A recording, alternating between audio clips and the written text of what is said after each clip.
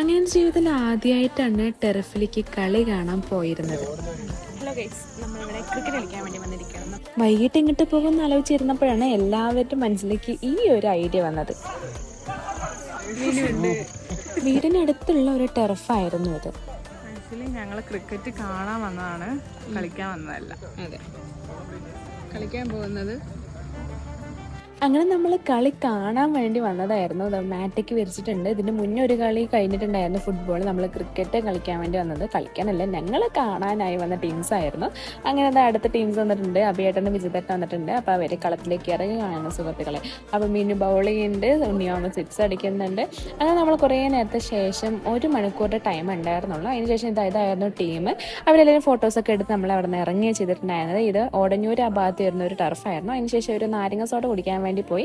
നാരങ്ങ സോഡയും കുടിച്ച് വയറ് ഫില്ല് ചെയ്ത് തണുപ്പിച്ച് വീട്ടിലേക്ക് പോയി. അങ്ങനെ